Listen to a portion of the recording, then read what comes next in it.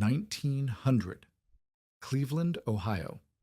Through the coal smoke and steam hissing from the Continental Steel Works, 10,000 window panes caught the morning light across 6 stories of industrial brick and steel. European engineering consultants had delivered their verdict the year before.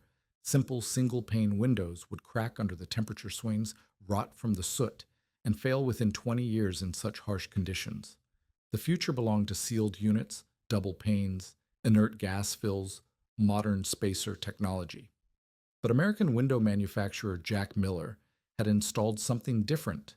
No complex seals, no high-tech cavities, just single panes of glass, traditional putty, and linseed oil paint. The simplest possible system in the most punishing environment industrial America could deliver.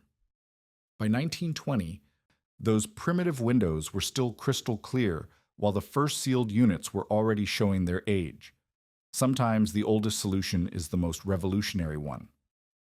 By 1898, the engineering consensus had solidified around a single principle. The future of industrial fenestration lay in complexity.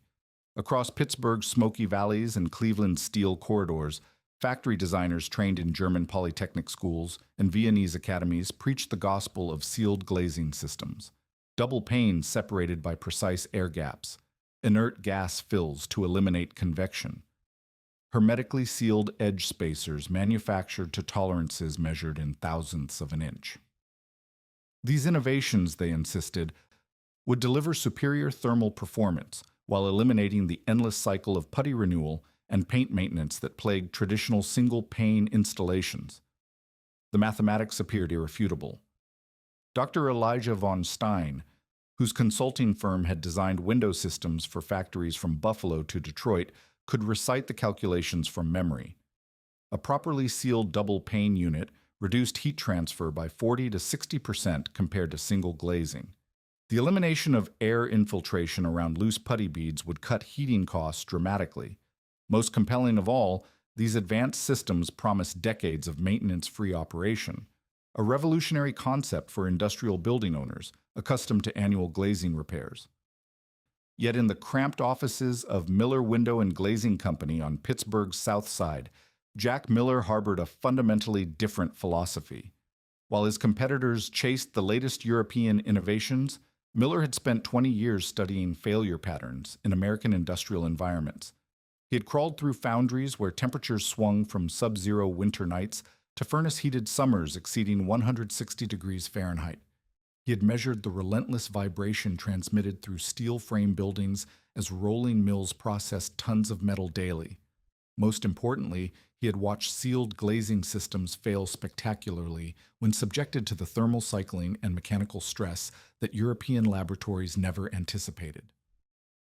Miller's heretical proposition centered on a single word: maintainability. Rather than engineering complexity to eliminate maintenance, he argued for designing systems that made maintenance simple, predictable, and effective. A cracked single pane could be reglazed by any competent glazier in under an hour. Traditional linseed oil putty, properly formulated and regularly renewed, provided a flexible seal that accommodated building movement while protecting against weather infiltration. Most crucially, the entire system remained comprehensible to the craftsman who would maintain it for decades. When Thomas Gibson, owner of Continental Steel Works, announced plans to construct a massive new daylight factory wing in Cleveland, Miller saw his opportunity to prove these principles at industrial scale. The proposed structure represented everything ambitious about American manufacturing at the dawn of the 20th century. 6 stories of heavy timber construction rising from a foundation of Cleveland limestone, with a facade stretching 120 feet along Superior Avenue. Gibson intended to flood the interior with natural light through continuous bands of windows, each opening measuring 24 inches by 48 inches, a total of 10,000 individual panes of glass. The architectural specifications alone suggested the magnitude of environmental challenges ahead. The factory would house rolling mills, steam hammers, and gas-fired furnaces operating at temperatures exceeding 1,000 degrees Fahrenheit. Coal-burning boilers would fill the air with sulfurous compounds and fine particulates. The building's steel frame would transmit vibration from machinery weighing dozens of tons. Winter temperatures regularly dropped to 15 degrees below zero, while summer heat combined with radiant energy from metalworking operations could push interior temperatures past 160 degrees. European consultants examined these conditions and declared single-pane glazing systems inadequate for the task. Von Stein's preliminary report predicted catastrophic failure within 2 decades as thermal stress cracked glass, acidic atmospheric compounds degraded putty compounds, and mechanical vibration loosened glazing points. Only sealed units, he argued, could survive such punishment while delivering acceptable thermal performance. Miller's counterproposal challenged every assumption underlying the sealed unit orthodoxy. He specified single panes of cylinder sheet glass, each weighing approximately 80 pounds and measuring precisely 24 inches by 48 inches. These would be set in old-growth pine sash frames using traditional chalk and linseed oil, putty applied in quarter-inch beds.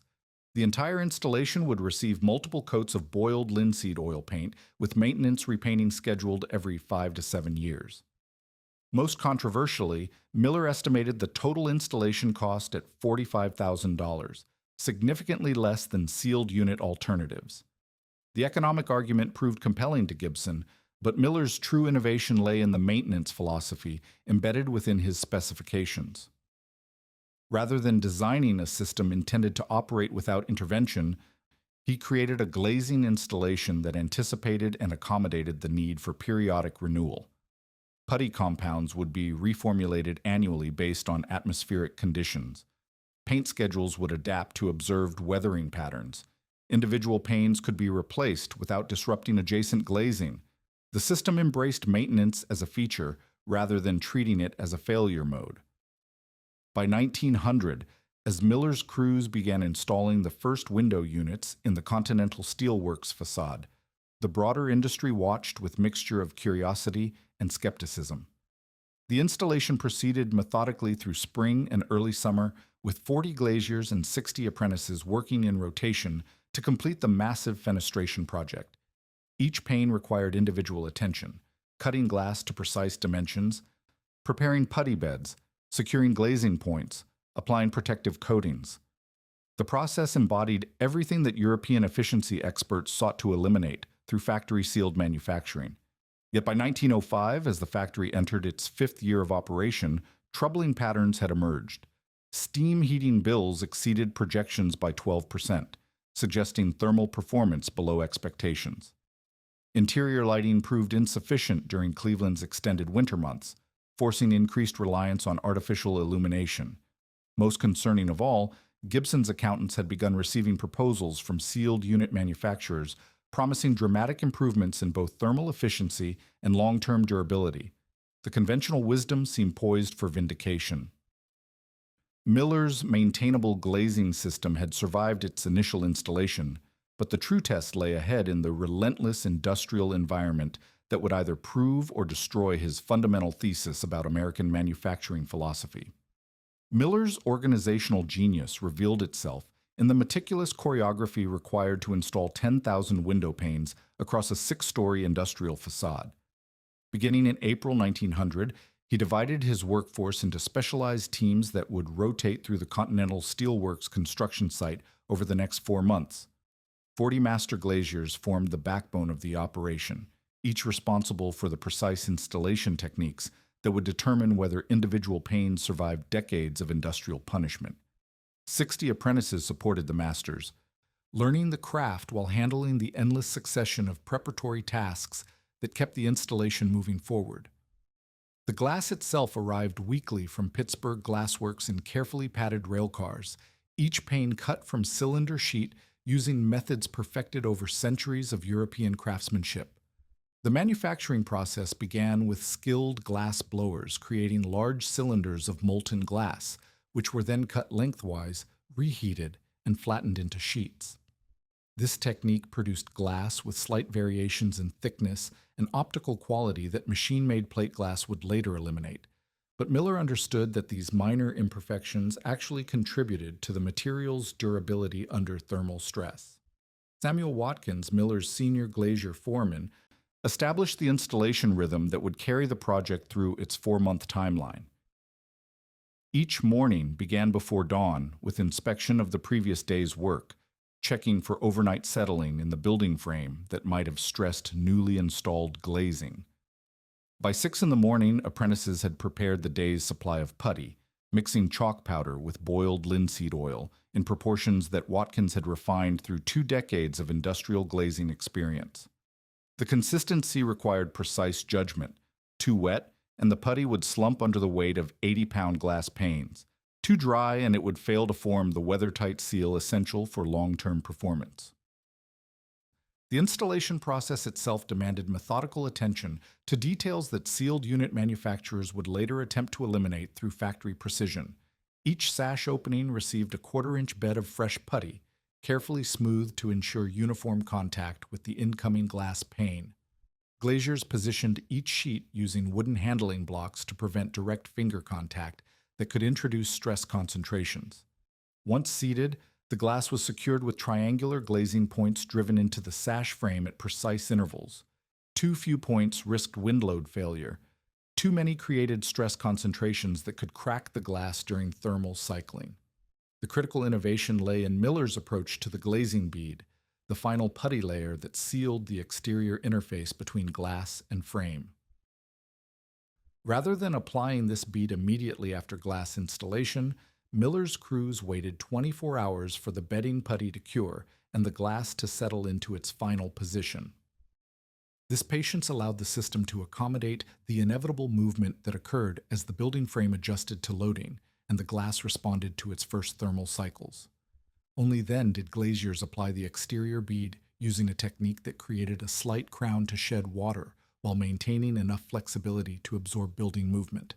Maria Hernandez distinguished herself among the apprentices through her systematic approach to documenting installation variables that other crews ignored. Working with a small notebook that she kept protected from putty and paint, she recorded ambient temperature, humidity, and wind conditions for each day's installations. More importantly, she began tracking the performance of different putty formulations under varying weather conditions, noting which mixtures maintained flexibility longest and which provided the best adhesion to both glass and wood substrates. Her observations proved invaluable when unseasonably wet weather in late May threatened to disrupt the installation schedule. While other crews struggled with putty that refused to cure properly in high humidity, Maria's documented experience with moisture-resistant formulations enabled her team to maintain productivity by adjusting chalk-to-oil ratios based on daily weather conditions. This adaptation demonstrated the fundamental advantage of Miller's maintainable approach. The system could be modified in real time based on actual performance rather than theoretical specifications. The painting process that followed glass installation represented another departure from conventional practice. Most glazing contractors applied paint immediately after installing glazing beads, treating the protective coating as a final sealing step. Miller instead specified a 2-stage painting process that began with a primer coat of boiled linseed oil applied directly to bare wood before glazing commenced. This treatment penetrated deep into the wood fibers, creating a moisture barrier that would protect the sash frame for decades. The finish coats came weeks after glazing completion, allowing the entire window assembly to stabilize before receiving its final weather protection. Miller had observed that paint applied to freshly installed glazing often failed within 5 years as the underlying components continued settling and adjusting. By delaying finish painting until the system reached equilibrium, he ensured that the protective coating would move with the substrate rather than creating stress concentrations that accelerated failure. By autumn 1900, the completed facade presented a visual testament to traditional craftsmanship, adapted for industrial-scale application. 10,000 individual panes reflected Cleveland's industrial landscape in slightly irregular patterns that spoke to their hand-cut origins. Yet the apparent simplicity concealed sophisticated engineering based on deep understanding of material behavior under real-world conditions.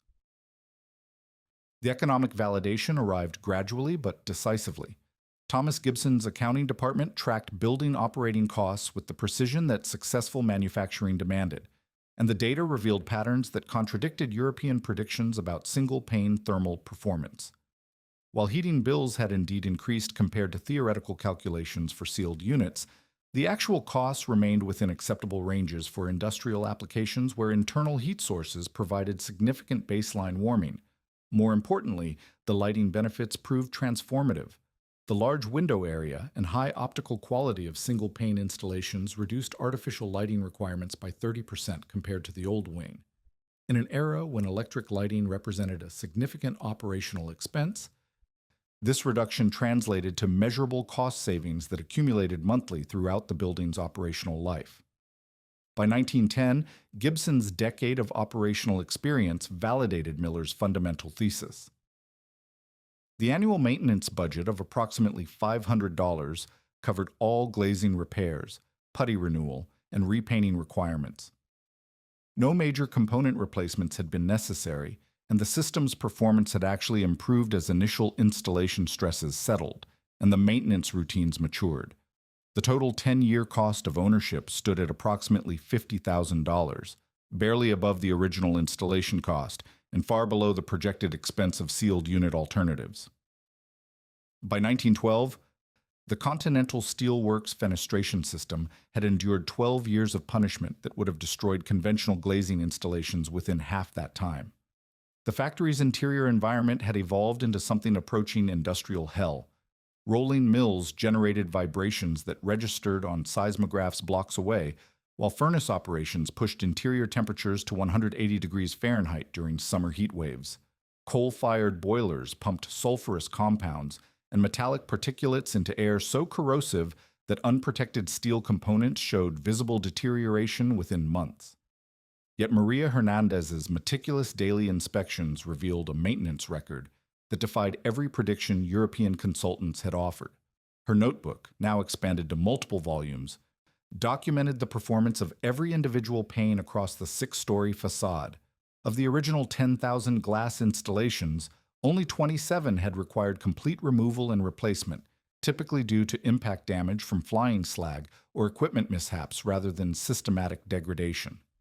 Another 400 panes had needed reglazing during scheduled maintenance intervals, a procedure that her crews could now complete in under 40 minutes per unit. The failure rate of 0.27% over 12 years represented performance levels that sealed unit manufacturers would not achieve even under controlled laboratory conditions. More remarkably, the failures showed no correlation with environmental exposure. South-facing panes subjected to maximum solar heating performed as well as north-facing installations, while windows adjacent to furnace operations lasted as long as those in relatively benign locations. This uniform durability suggested that Miller's maintainable approach had successfully eliminated the weak points that typically caused glazing system failures. Samuel Watkins had evolved his maintenance routines into precisely choreographed operations that maximized efficiency while maintaining the flexibility essential for adapting to changing conditions. His crews had learned to read the subtle signs that preceded glazing failures, microscopic cracks in putty beads that appeared weeks before weather infiltration began, slight changes in glass bedding that indicated frame movement, variations in paint adhesion that revealed underlying moisture problems.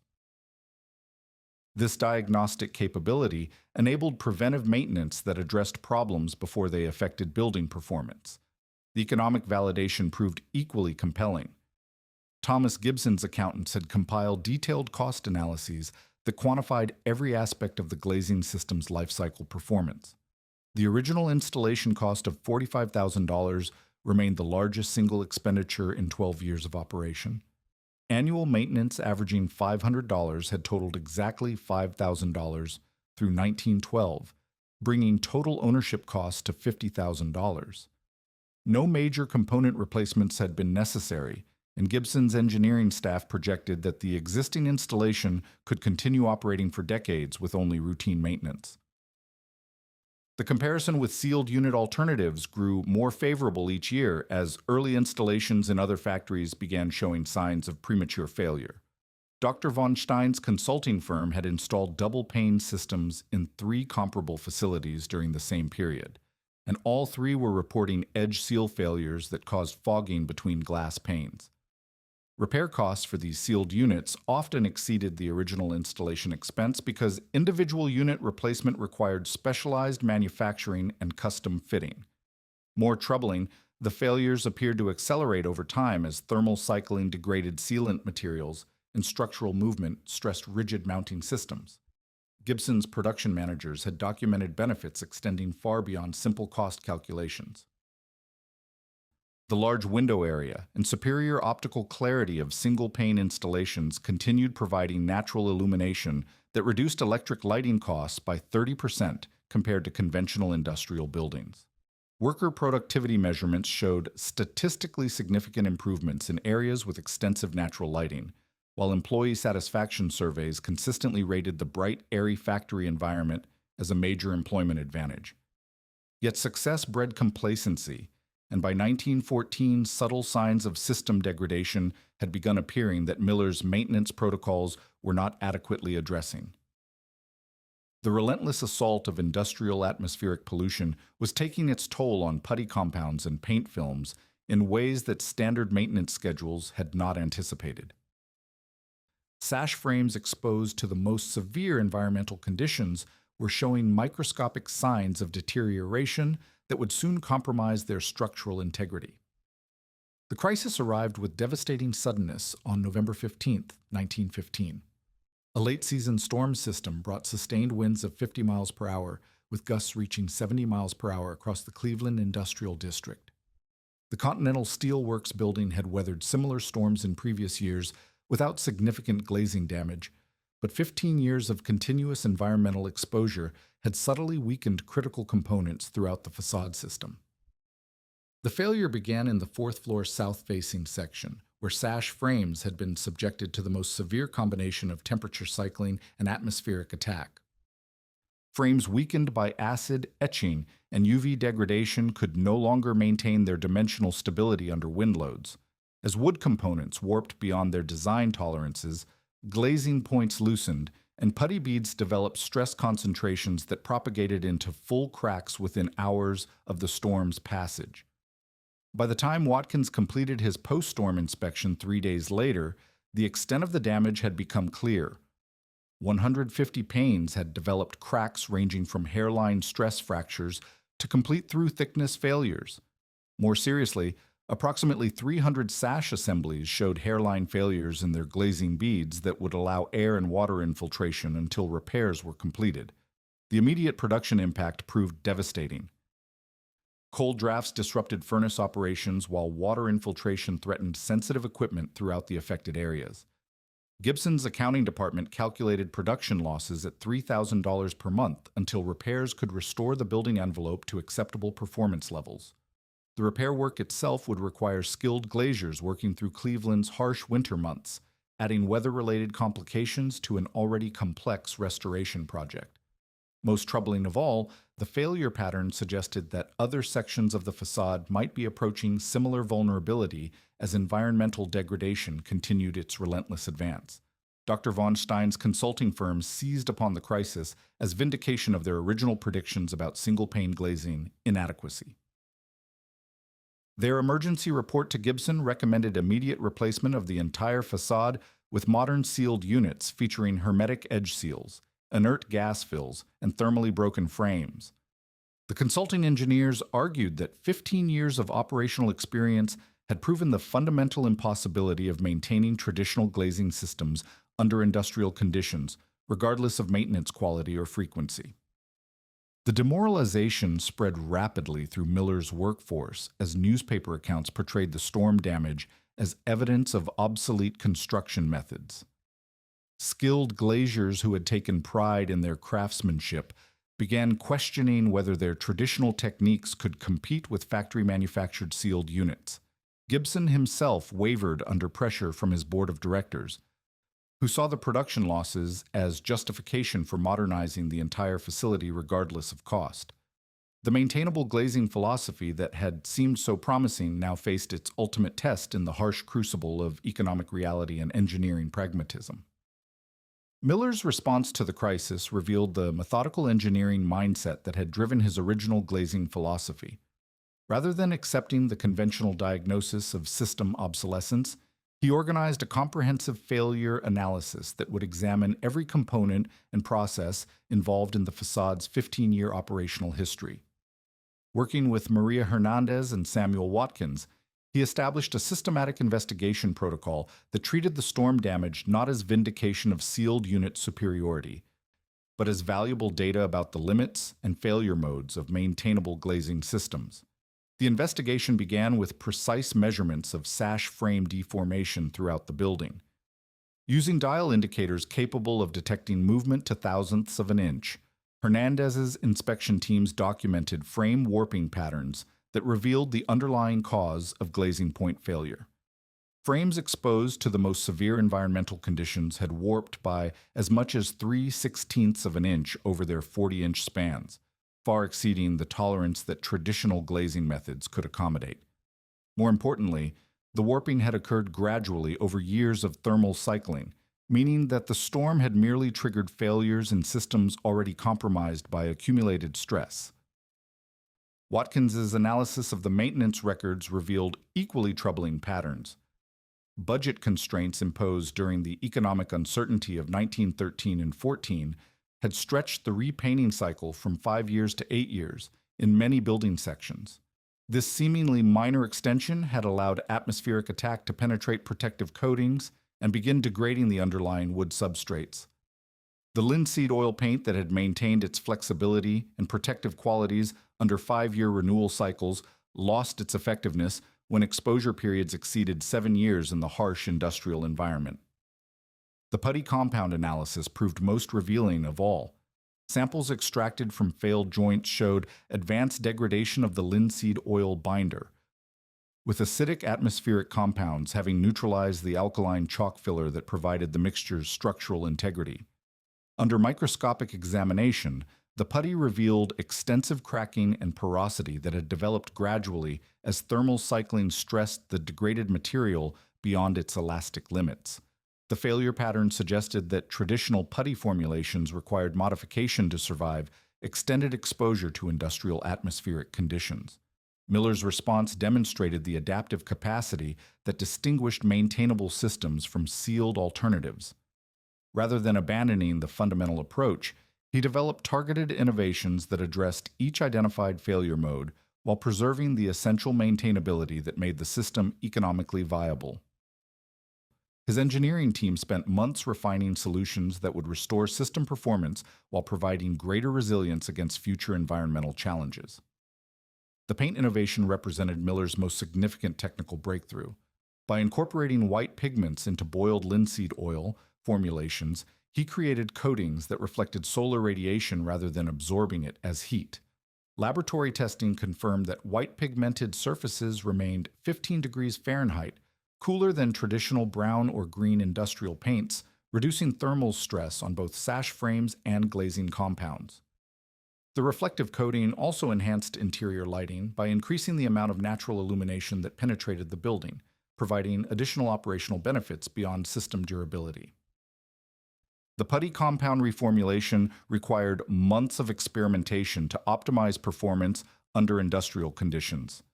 Miller increased the chalk content from traditional ratios while incorporating zinc oxide as both a fungicide and UV stabilizer. The zinc oxide addition addressed mildew growth that had been observed in high humidity areas of the factory, while its UV blocking properties protected the linseed oil binder from photochemical degradation. Most importantly, the reformulated compound maintained workability characteristics that allowed field application using traditional glazing techniques. The maintenance schedule revision reflected hard-won understanding of degradation rates under actual operating conditions. Miller established a 4-year cycle for complete putty and paint renewal in industrial environments, with annual inspection and spot repairs addressing problems before they compromised system integrity. This aggressive maintenance schedule increased annual costs, but eliminated the catastrophic failures that had disrupted production and damaged the system's reputation. Miller's most innovative solution addressed the structural stability problems that had enabled the storm damage. Working with local steel fabricators, he designed strap-tie systems that could be retrofitted to existing sash frames without complete window replacement. The steel straps, Anchored to the building's structural frame and connected to sash assemblies at critical points, limited frame deformation to less than 1/32 of an inch per 40-inch span. This constraint maintained glazing point engagement and putty seal integrity even under extreme wind loads. The establishment of a dedicated window watch team represented Miller's recognition that maintainable systems required ongoing attention to perform optimally. 8 apprentice glaziers received training in diagnostic techniques that enabled early detection of developing problems. Armed with dial indicators, moisture meters, and standardized inspection checklists, these specialists conducted daily surveys of critical building sections while maintaining detailed performance records that guided maintenance scheduling and identified areas requiring special attention. Implementation of the recovery program required careful coordination to minimize production disruptions while systematically addressing 15 years of accumulated degradation. Work crews operated during night shifts and weekends, replacing damaged components and applying protective coatings section by section. The steel strap tie installation proved most challenging, requiring temporary support of window assemblies, while structural connections were fabricated and installed with precision that ensured proper load distribution. By 1918, the restored facade exhibited performance characteristics that exceeded even Miller's original specifications. Production losses associated with air infiltration and water leakage had been eliminated completely, while heating costs returned to pre-storm levels. The enhanced maintenance program had stabilized system performance at an annual cost of approximately $650, higher than the original $500 budget but predictable and manageable within Gibson's operational planning. The Vindication arrived gradually but decisively over the following years. By 1920, 20 years after the original installation, the Continental Steelworks glazing system had required no major component replacements despite operating in one of the most punishing industrial environments in America. Watkins's maintenance logs for the 5-year period following the recovery program documented 0 systemic failures and only routine maintenance requirements easily accommodated within normal operational schedules. Gibson's engineering staff compiled comprehensive life cycle analyses that demonstrated the economic superiority of Miller's maintainable approach over sealed unit alternatives. While the enhanced maintenance requirements had increased annual operating costs, the elimination of major replacement expenses more than compensated for this investment. Most importantly, the system's proven adaptability provided confidence that future challenges could be addressed through targeted innovations rather than complete replacement with unproven technologies. The vindication of Miller's maintainable glazing philosophy unfolded across decades, becoming visible only as competing technologies revealed their fundamental limitations under the test of extended time. By 1930, insulated glass units had begun appearing in commercial and industrial installations throughout the Midwest, their manufacturers promising revolutionary improvements in thermal performance and maintenance-free operation that would render traditional single-pane systems obsolete. The early installations generated considerable enthusiasm amongst building owners, attracted by the prospect of eliminating the endless cycle of glazing maintenance that had defined fenestration management since the industrial age began. Dr. von Stein's consulting firm had installed double-pane sealed units in dozens of facilities by 1935, each project representing state-of-the-art fenestration technology featuring hermetically sealed edge spacers, desiccant-filled cavities, and inert gas fills designed to eliminate convective heat transfer. The manufacturing process employed precision techniques that produced units with consistent dimensions and optical quality impossible to achieve through traditional hand glazing methods. Most compelling of all, the manufacturers provided warranties guaranteeing decades of maintenance-free operation under normal environmental conditions. Yet by 1950, troubling patterns had begun emerging in sealed unit installations throughout the industrial Midwest. The first failures appeared as slight fogging between glass panes, initially dismissed as isolated manufacturing defects that would be covered under warranty replacement programs.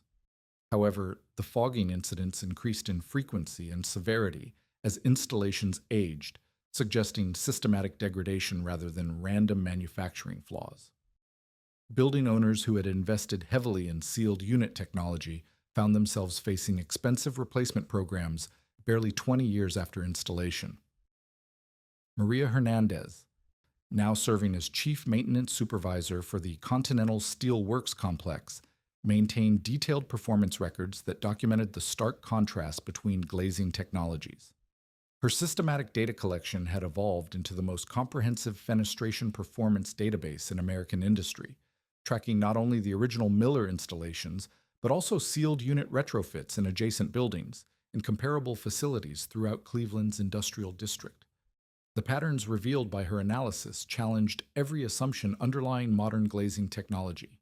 The sealed unit failures followed predictable progression patterns that reflected fundamental design limitations rather than manufacturing quality issues. Edge sealant materials, subjected to decades of thermal cycling and UV exposure, gradually lost their elasticity and adhesion properties. As sealant integrity deteriorated, moisture vapor infiltrated the sealed cavities while inert gas fills leaked out through microscopic pathways. The desiccant materials originally installed to maintain dry interior conditions became saturated and ineffective, leading to condensation that fogged the interior glass surfaces and created ideal conditions for mold growth. More troubling still, the failures appeared to accelerate over time as thermal stress and moisture infiltration created cascading degradation effects throughout sealed unit assemblies. Spacer bar corrosion, minimal during the first decade of operation, accelerated rapidly once moisture penetration began. The structural glazing compounds that anchored glass panes within sealed assemblies lost their adhesive properties under prolonged moisture exposure, leading to catastrophic failures that required complete unit replacement rather than simple repair. Meanwhile, the Continental Steel Works fenestration system continued operating with minimal intervention beyond scheduled maintenance cycles. By 1960, 60 years after installation, the original single-pane glazing retained full functionality while requiring only routine putty renewal and repainting to maintain weather-tight integrity. Thomas Gibson's successors had compiled life cycle cost analyses demonstrating that the maintainable system's total ownership expense remained below the initial installation cost of sealed unit alternatives, even before considering replacement expenses. The durability comparison became even more dramatic as both technologies entered their later life cycle phases. Sealed units typically required complete replacement between 20 and 30 years of service, with costs often exceeding original installation expenses due to the custom manufacturing required for retrofit applications. The replacement units themselves showed no improvement in longevity, failing at comparable rates as thermal cycling and environmental exposure degraded their complex sealing systems according to the same fundamental mechanisms. By contrast, the Continental Steel Works glazing system entered the 21st century still functioning with components largely unchanged from Miller's original 1900 installation. The glass panes, manufactured from materials identical to medieval window glass, showed no signs of degradation beyond superficial surface scratches, easily removed through repolishing. The wood sash frames, protected by generations of linseed oil paint applications, retained their structural integrity and dimensional stability. Most remarkably, the putty glazing compounds continued providing effective weather sealing despite exposure to over a century of Cleveland's industrial atmosphere. Hernandez's grandson, now serving as facilities manager for the modernized steel complex, maintained the performance documentation that his grandmother had begun over 6 decades earlier. His records confirmed that individual glass panes could still be removed, cleaned, and reglazing using techniques identical to those employed by Samuel Watkins's original crews. The maintainable philosophy had proven its fundamental superiority through the ultimate test of extended operational experience under punishing environmental conditions. The economic validation proved equally compelling when analyzed across appropriate time horizons.